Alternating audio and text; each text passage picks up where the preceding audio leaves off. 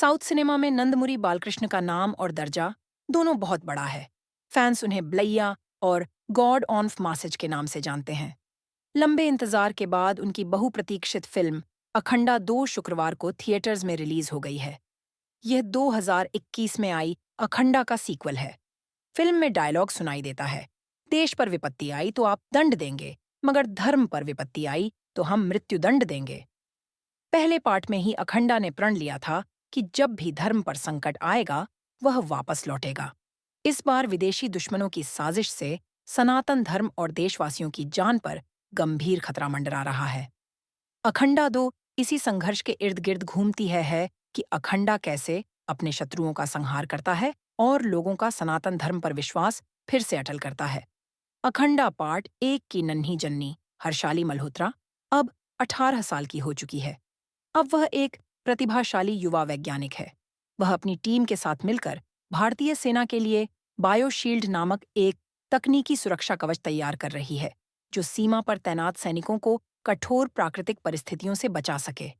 मगर महाकुंभ मेले में दुश्मन देश द्वारा जब एक जानलेवा वायरस मिला दिया जाता है, तब जननी और उसकी टीम उस खतरनाक वायरस का एंटीडोट बनाने में लग जाती है।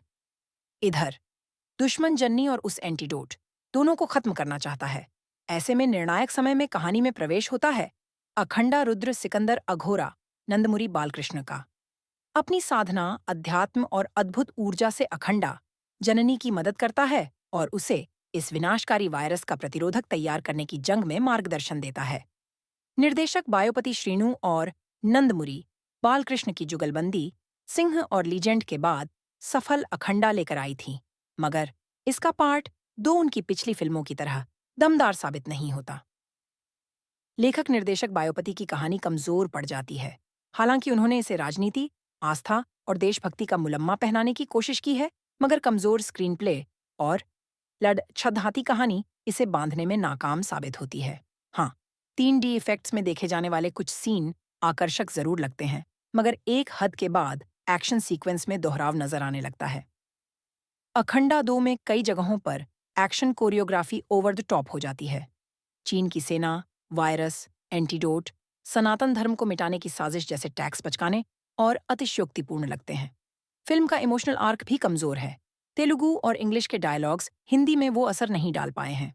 थामन एस का संगीत औसत है। राम प्रसाद और संतोष डेट की सिनेमैटोग्राफी में कुछ सीन्स खिलते हैं। नंदमुरी बालकृष्ण फिल्म का हाई पॉइंट है। उन्होंने अखंडा रुद्र सिकंदर अघोरा के रूप में बेहतरीन परफॉर्मेंस दी है।